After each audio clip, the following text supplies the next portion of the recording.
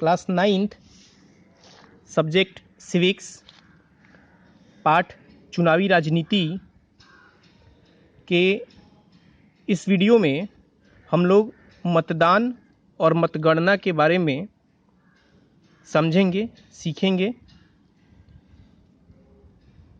मतदान का अर्थ मत का दान होता है, यानी वोट देना होता है, और मतगणना का मतलब मत यानी वोट की गिनती होती है। गणना करना मतलब गिनती करना। चुनाव का आखिरी चरण है मतदाताओं द्वारा वोट देना।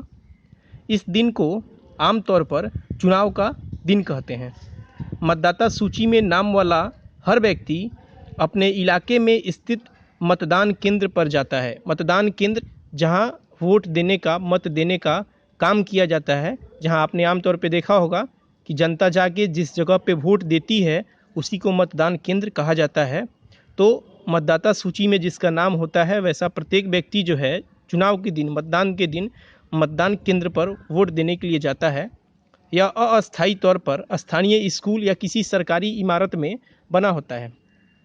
जब मतदाता मतदान केंद्र में जाता है तो चुनाव अधिकारी उसे पहचान कर उसकी उंगली पर एक काला निशान लगा देते हैं, जिससे उनकी पहचान हो सके और ये पता चल जाए कि ये व्यक्ति जो है वो वोट देने जा रहा है और दोबारा से वो फिर वोट नहीं दे सके, और उसे वोट डालने की अनुमति देते हैं। सभी उम्मीदवारों के एजेंटों को मतदान केंद्र के अंदर बैठने की इजाज़त होती है, जिससे कि वे देख सकें कि चुनाव ठीक ढंग से हो रहा है।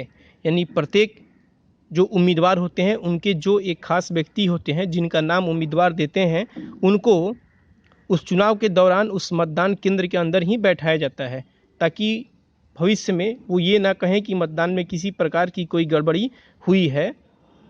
पहले मतदाता एक मत पत्र पर अलग अलग छपे उम्मीदवारों के नाम और चुनाव चिन्ह में से अपनी पसंद के उम्मीदवार के चुनाव चिन्ह पर मुहर लगाकर अपनी पसंद जाहिर करते थे।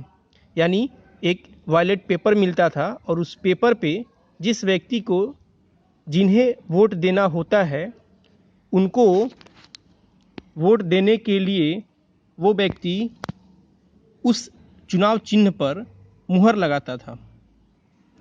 अब मतदान के लिए इलेक्ट्रॉनिक वोटिंग मशीन, जिसे आमतौर पे आप सभी ईवीएम के नाम से जानते हैं, शॉर्ट फॉर्म जिसको ईवीएम बोलते हैं, इलेक्ट्रॉनिक वोटिंग मशीन का इस्तेमाल होने लगा है। मशीन के ऊपर उम्मीदवारों के नाम और उनके चुनाव चिन्ह बने होते हैं, यानी उनका नाम और चुनाव चिन्ह उस मशीन के ऊपर ही दिया गया रहता है, और उसके सामने एक बटन रहता है।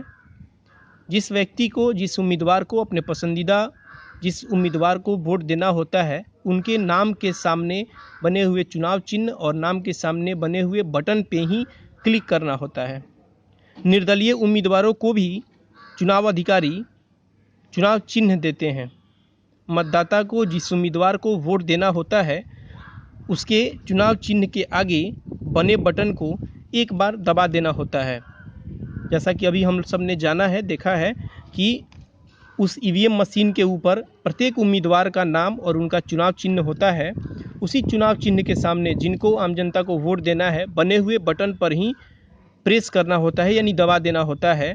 एक साइलेंट सी बीप की आवाज़ होती है और उनका वोट जो है उस ईवीएम मशीन में रिकॉर्ड हो जाता है। मतदान हो जाने के बाद सभी वोटिंग मशीनों को सील बंद करके एक सुरक्षित जगह पर पहुंचा दिया जाता है। फिर एक तय तारीख पर एक चुनाव क्षेत्र की सभी मशीनों को एक साथ खोला जाता है और मतों की गिनती की जाती है, जिसे आमतौर पे हम मतगणना भी कहते हैं। यानी कि एक खास दिन पे सभी व्यक्ति एक उस जगह पे बैठ के जहाँ ये मशीनें रखी जाती है वहाँ उन सारे मतों की गिनती की जाती है।